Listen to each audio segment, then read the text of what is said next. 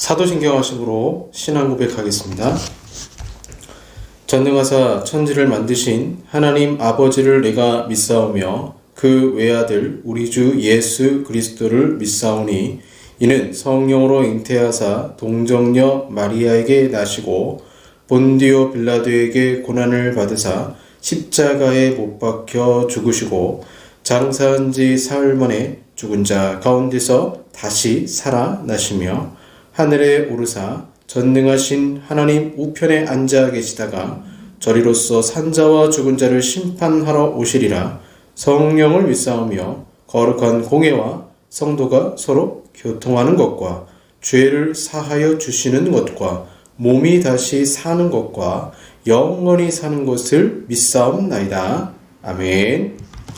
찬송가 440장입니다. 어디든지 예수 나를 이끌면 찬송가 440장 찬송하겠습니다.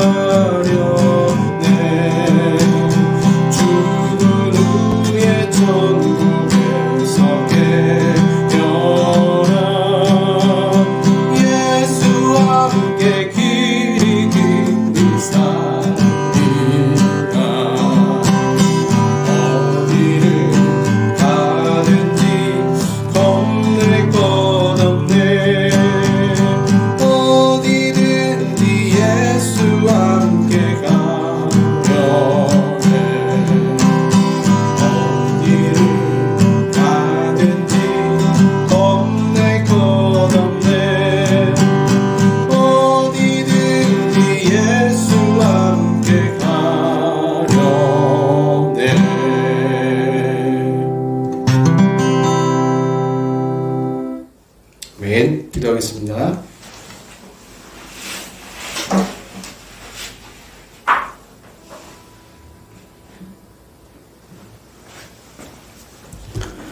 사랑과 은혜가 풍성하신 아버지 하나님 감사합니다. 어디든지 예수 나를 이끌면 그 길 따라 저희들 동행하며 믿음으로 살기를 원합니다. 하지만 저희들 한 주 동안 삶을 뒤돌아볼 때에 주의 말씀 가운데 살지 못하고 순종하지 못했습니다.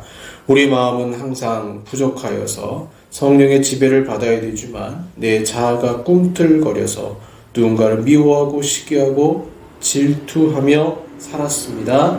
용서하지 못하며 살았습니다. 하나님, 주의 말씀대로 살지 못했습니다. 이 시간 기도하오니 십자가의 보혈로 용서하시고 우리의 영을 새롭게 하여 주시옵소서. 하나님, 대한민국을 주님께서 붙들어 주시고 정치적으로 경제적으로 위기 가운데 있지만 하나님은 언제나 그러한 위기 시대 속에서도 다니엘과 같은 사람을 들어 쓰셔서 나라의 위기를 극복하게 하시고 또한 이 땅의 신앙인들 또 정치하는 신앙인들을 통하여서 하나님께서 이 민족을 새롭게 하여 주시옵소서. 또한 여전히 전쟁 가운데 있는 저 우크라이나 지역에 하나님이 긍휼을 베풀어 주시고 그곳에 잃어버렸던 그 땅들이 교회들이 회복될 수 있도록 주여 은혜를 허락하시고 하루속히 전쟁이 종식될 수 있도록 주여 은총을 베풀어 주시옵소서. 하나님, 저 북한 땅에 주의 복음이 들어가기를 원합니다. 또한 이미 신앙생활하고 있는 분들, 저들에게 신앙의 자유가 있기를 원합니다. 남북한의 진정한 복음으로의 통일의 역사가 있게 하시고 지금도 핍박받고 있는 수많은 사람들이 하나님 아버지 자유를 얻을 수 있도록 주여 축복하여 주시옵소서.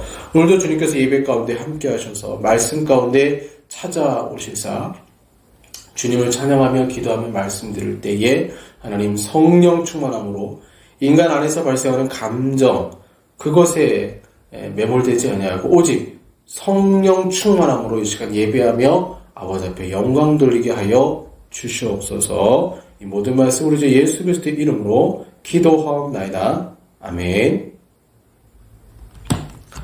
네, 성경 말씀 잠언 16장 1절에서 3절까지 말씀입니다. 잠언 16장 1절에서 3절까지 말씀, 제가 가진 성경 구약 928쪽이 되겠습니다. 구약 928쪽 잠언 16장 1절에서 3절까지 말씀 제가 봉독하겠습니다. 마음의 경영은 사람에게 있어도 말의 응답은 여호와께로부터 나오느니라.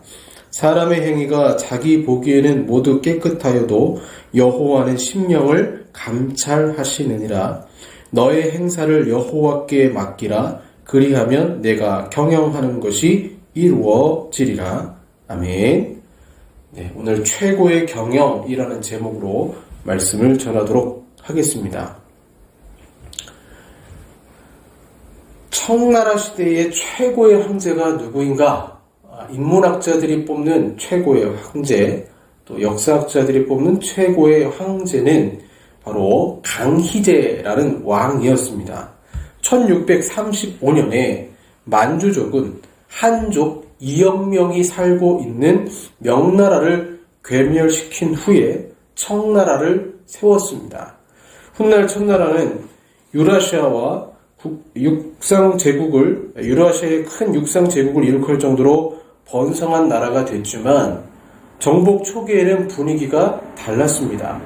한족이 청나라에 잘 굴복하지 않아서 많은 고생을 해야만 했습니다. 그래서 청나라 황제들은 독한 강압 정치를 해야만 겨우 2억 명이 살고 있는 한족을 다스릴 수가 있었습니다. 그런데 청나라의 4대 황제 강희제에 이르러 새로운 변화가 생기기 시작했습니다. 골치 아픈 한족을 대하는 방법으로 강압 정치를 포기하고 포용 정책을 실시한 것이죠. 실력 있는 한족 선비를 등용하기 위해 애썼으며 명나라 역사 편찬을 한족에게 맡기기도 했습니다. 사라져버린 명나라 역사를 승자 관점에서 가혹하게 기록하는 것이 아니라 최대한 한족의 처지에서 우호적으로 기록할 수 있도록 배려한 것입니다.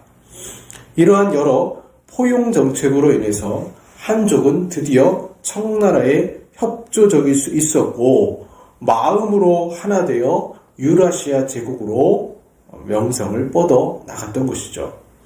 강희제는 300년에 가까운 청나라 역사에서 태평성대의 초석을 닦은 인물로 평가를 받습니다.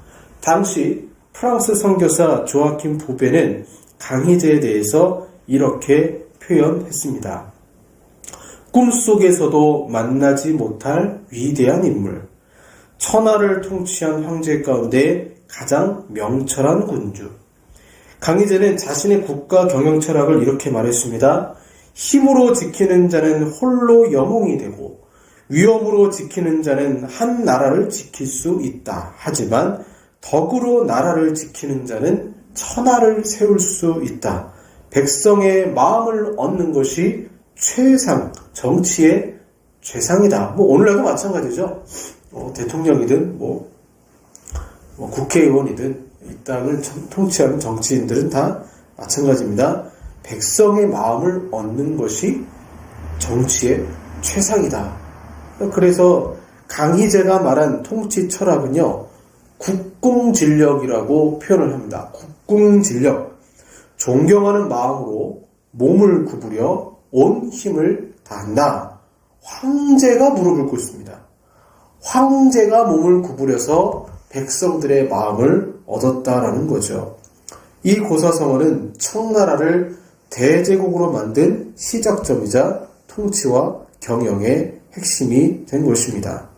나라를 경영하든 사업장에서 경영을 하든 가정에서 경영을 하든 중요한 것은 결국 사람의 마음을 얻는 것입니다.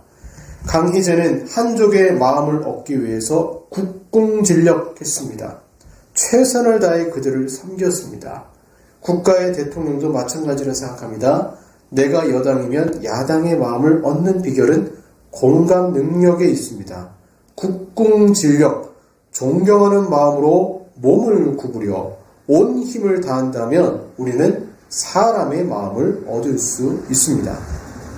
사람은요, 사람을 알아봐요.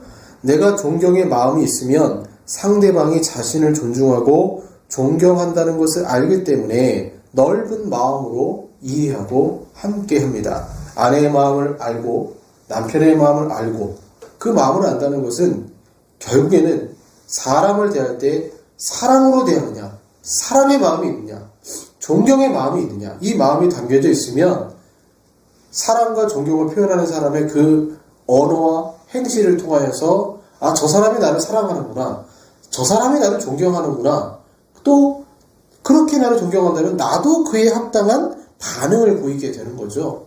그것이 당연히 국궁진력의 마음이 될 것이고 이것이 경영의 기초가 되어야 할 것입니다. 마이크로소프트사 있죠. 마이크로소프트사의 이 면접은 상당히 까다로워요. 붙기가 쉽지가 않습니다. 그런데 최종적인 기준이 매우 심플합니다. 최종적인 기준이 뭐냐면요, 빌 게이츠와 가장 비슷한 사람, 성격, 스타일, 성향이 비슷하다는 것을 말합니다. 이유가 있어요. 한마음 한뜻이 되어야 한 회사도 경영에 성공할 수 있기 때문입니다. 보통 결혼할 때 성격이 비슷한 것보다 반대되는 것에 매력을 느끼고 결혼 후에는 후회한다고 해요. 이유는 결혼은 결국 공통점이 많아야 행복합니다. 비슷한 성격, 비슷한 기질의 부부가 더 행복한 결혼 생활을 한다는 통계도 있어요. 회사에서 경영이든 가정에서 경영이든 교회도 마찬가지입니다. 최고의 경영이라는 것은 결국 하나됨입니다. 하나됨. 사도 바울은 자주 그의 서신서에서 성령 안에서 하나가 되라고 말씀하고 있습니다. 교회의 최고의 경영은 은혜의 마음으로 성도와 목회자가 하나가 되어 예수님을 머리로 삼아서 그분의 명령에 순종하는 것입니다. 물론 목회자는 세상의 사람들과 좀 다른, 세상의 사장님들과 좀 다른 부분이 있어요. 사장은 직원의 마음을 국궁진력하여 낮은 자세로 얻을 수 있습니다. 그래서 요즘 사장님들이 힘들다고 하잖아요. 회사에서 가장 욕먹는 사람이 사장님이라고 합니다. 회사 매출이 올라도 욕먹고 매출이 줄어들어도 욕먹습니다. 매출이 줄어들면 능력이 없다고 욕을 먹고 매출이 오르면 그만큼 올랐는데 그 이익의 파이를 자신에게 나눠주지 않는다라고 욕을 한다라는 거예요. 교회도 뭐 비슷한 부분이 있죠. 교회에서 가장 욕을 많이 먹는 사람은 담임 목사입니다. 어느 교회에서 그랬다고 하잖아요. 우리 목사님은 너무 교회 안에 있어. 그러자 목사님이 그 얘기를 들었어요. 그래서 외부 활동을 많이 했습니다. 그러다 또 들리는 소리가 있어요. 우리 교회 목사님은 너무 외부 활동을 많이 하시는 것 같아. 이 장단에 저 장단에 춤을 출 수가 없는 것이죠. 그래서 리더의 자리라는 것은 욕을 먹을 수밖에 없어요. 잘해도 욕을 먹고 못하면 더 욕을 먹는 자리입니다. 목사의 리더십과 세상의 리더십이 다른 결정적인 이유는 국공진력이 사람의 마음, 그 사람의 마음만 우리가 알아야 되는 것이 아니라 목회자 같은 경우는 하나님 마음에 합해야 되기 때문에 어려운 거예요. 사람은 얼마든지 속일 수 있어요. 하지만 성도는 결코 하나님을 속일 수 없습니다. 아무리 세상적으로 성공한다고 해도 하나님은 모든 것을 감찰하시기 때문에 마음의 경영에서 순수성이 중요하거든요. 목회자의 마음이 순수한가, 장로님의 마음이 순수한가, 이 마음의 순수성을 지키는 것이 정말 어렵다라는 거죠. 오늘 본문의 최고의 경영에 대해서 말씀하고 있습니다. 마음의 경영은 사람에게 있어도 말의 응답은 여호와께로부터 나오느니라. 첫 번째로 최고의 경영은 기도에서 시작된다는 것입니다. 자, 마음의 경영은 사람에게 있어도 이 경영, 마르라는 이 단어의 원어상의 뜻은 다스리다, 제어한다. 즉 마음의 경영은 그냥 중구난방으로 있는 나의 생각을 그대로 펼치는 것이 아니라 그러한 생각들, 지식 등을 모든 것을 동원하고 총력을 다해서 생각하고 계획을 꾸미는 걸, 그러한 사상들을 경영이라고 말을 하죠. 우리가 얼마나 신사숙고해서 여러 일들을 계획합니까?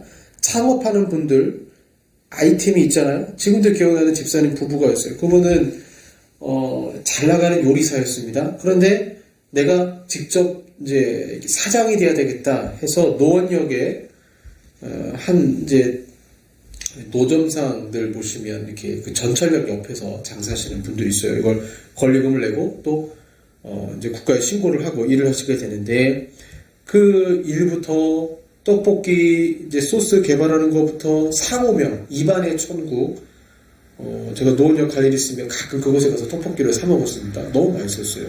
그래서 소스 개발이라든가 그 다음에 상호명이라든가 굉장히 많은 것들을 생각을 하고 이뤄내야 되잖아요. 이걸 우리가 경영이라고 하는데, 중요한 사실은 아무리 인간적으로 최고의 경영을 한다 하더라도 그분들은 새벽에 기도하셨어요. 그냥 일하는 게 아니고 하나님께 내어 맡기며 가장 먼저 시작하는 것이, 사업을 시작하기 전에 기도하면서 시작을 했다라는 것입니다. 결국 아무리 인간적으로 최고의 경영을 한다 하더라도 오늘 잠언 말씀에는 결국에는 말의 응답은 여호와께 있다라는 것입니다. 자, 말의 응답이 여호와께 있다라는 것은요, 문자적으로는 혀의 응답입니다.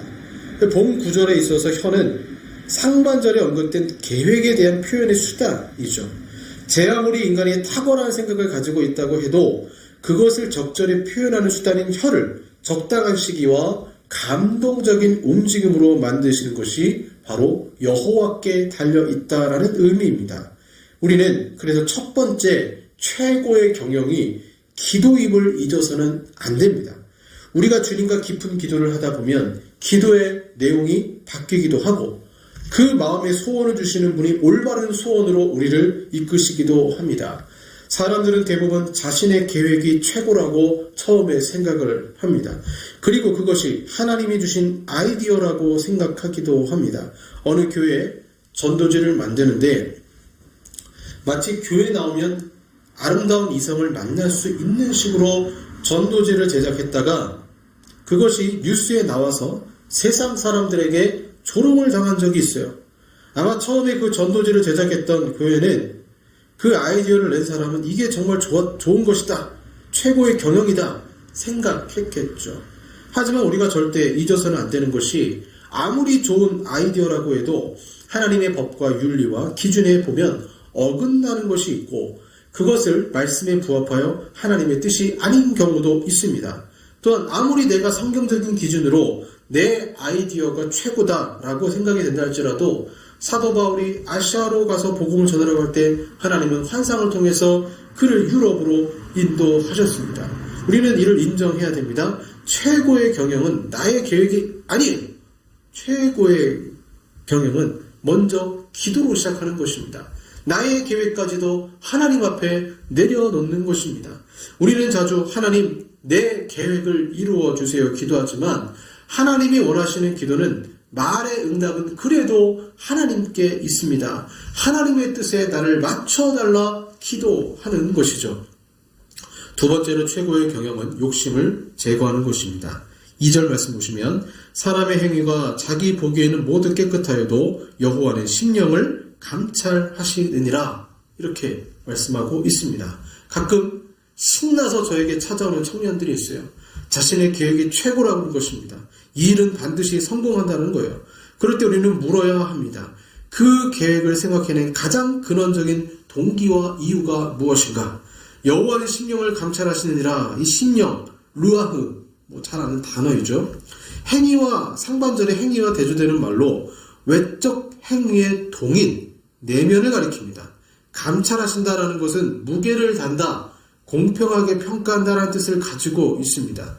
그래서 하나님이 한 사람이 가지고 있는 경영과 그 계획 속에서 그 사람의 외적 행동만 보시는 것이 아니라 내적인 어떤 동기와 원인을 보신다는 거예요. 감찰하신다는 거예요. 그래서 내면의 은밀한 모든 부분까지도 보시고 당신의 공의의 속성에 준거에 판단하신다는 의미입니다. 성공하는 사람들을 보세요. 그분들의 내면과 동기와 목적은 분명 달라요. 이웃을 위해 봉사하겠다라는 선한 마음으로 최선을 다해 일했더니 복을 받은 것입니다. 2003년 101세의 나이로 작고하신 일본의 긴자의 한 술집 사장 아리마 히데코라는 여성이 있었습니다.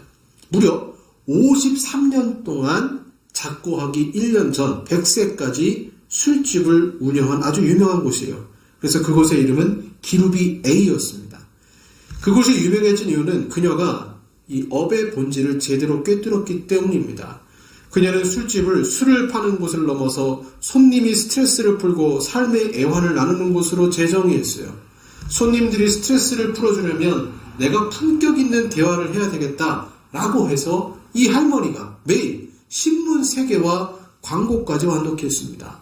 손님 중에 승진한 사람에게는 축하 편지를 써주고 승진하지 못한 사람에게는 인생의 지혜가 담긴 글귀를 꾹꾹 눌러 담아 위로의 편지를 써줬다고 합니다. 매일 밤 술집에는 사업가와 소설가들이 찾아와서 술집에 간 것이 아니라 인생의 멘토를 찾아간 거죠.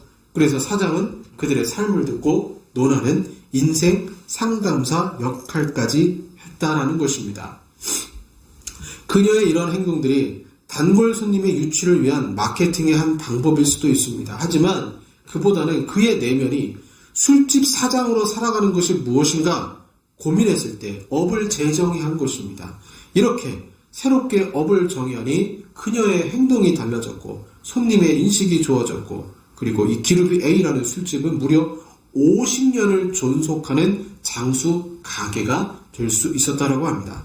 단순히 돈 벌어야지 이 마음으로 시작한 경영은 처음에는 성공처럼 보이지만 일이 지속되지는 않습니다.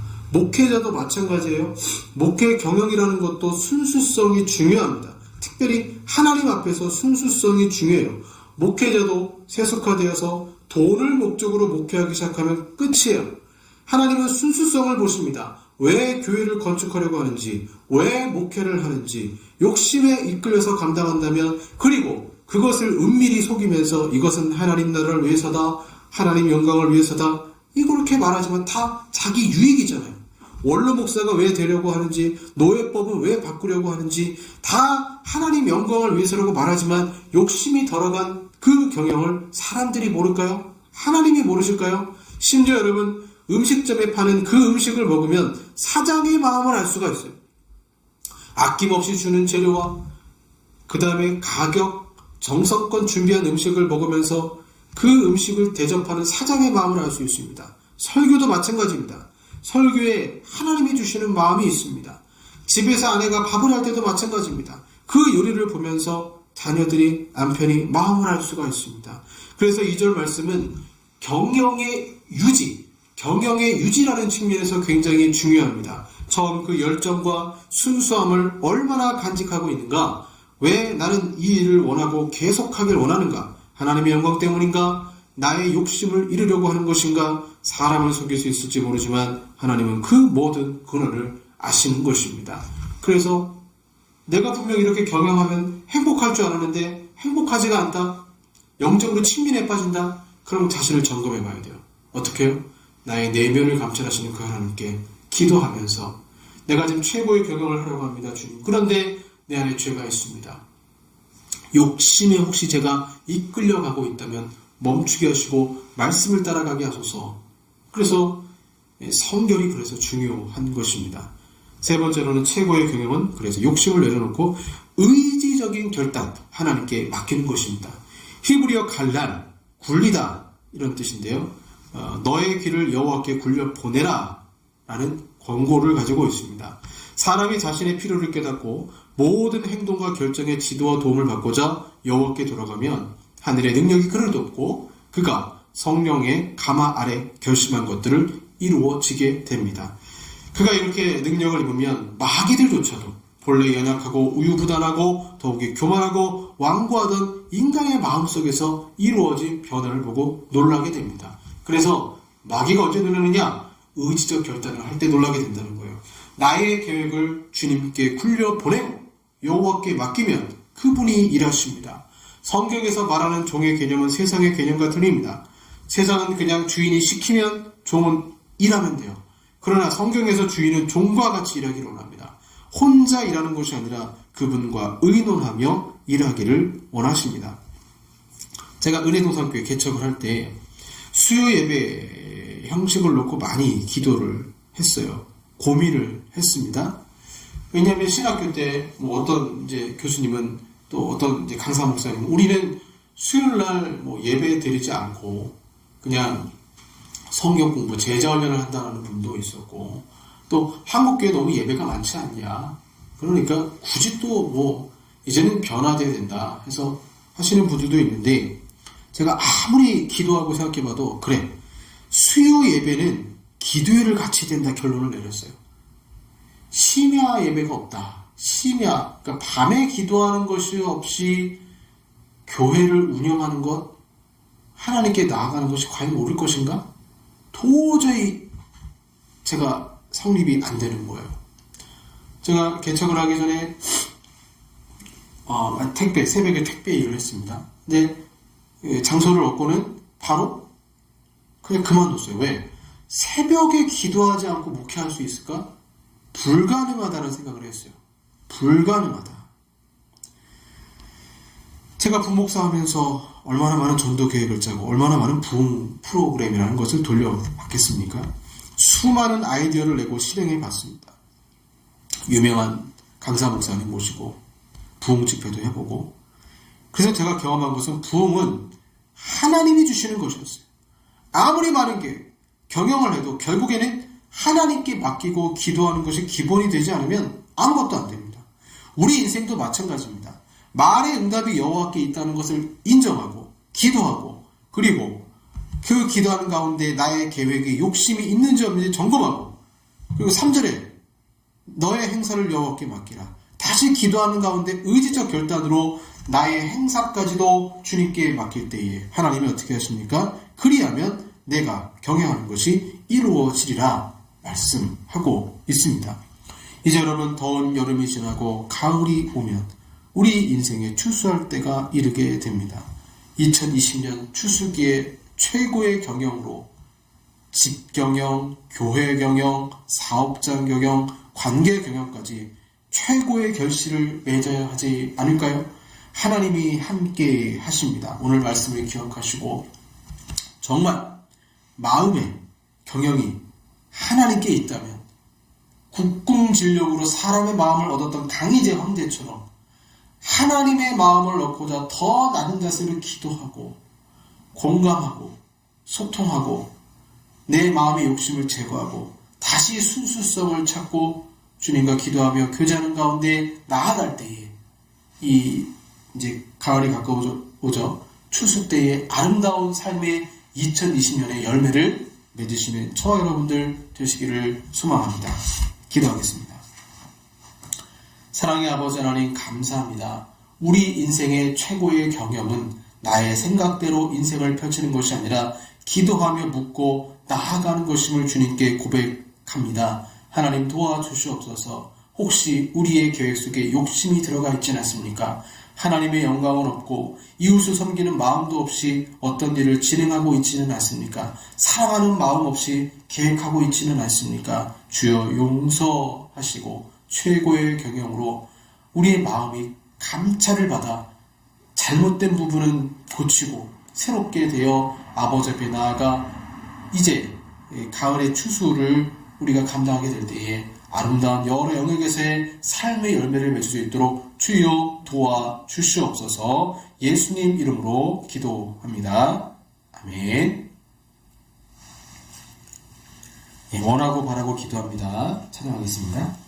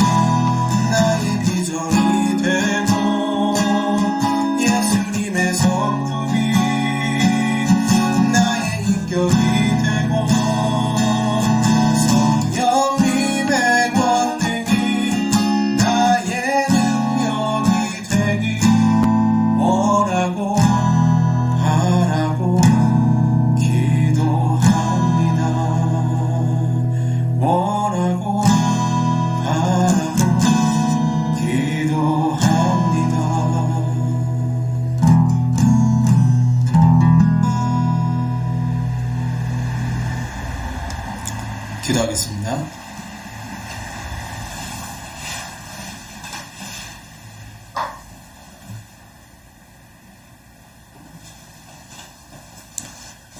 하나님, 한 주 동안도 하나님의 최고의 경험으로 우리를 인도하신 주여, 감사함으로 아버지 앞에 예물을 드립니다. 11조와 감사로 구제로 주님께 드리오니 하나님께서 예물을 기쁘게 받아주시고 드린 손길마다 성령 충만하게 하시고 그 기도에 주님이 응답하시고 하나님이 역사하시고 영혼을 치료하시고 또한 건강을 지켜주시옵소서. 그 삶의 최고의 경영으로 다시 순수성을 되찾아 하나님께 나아가는 성도들이 되게 하시고 은혜의 복을 받는 귀한 성도들이 되게 하여 주시옵소서. 지금은 우리 구주 예수 그리스도의 은혜와 성부 하나님의 사랑하심과 성령 하나님의 교제교통 역사하심이 최고의 경영으로 아름다운 열매 맺기 원하는 우리 사랑하는 성도들과 한국교회 위에 영원토록 함께 있을지어다. 아멘.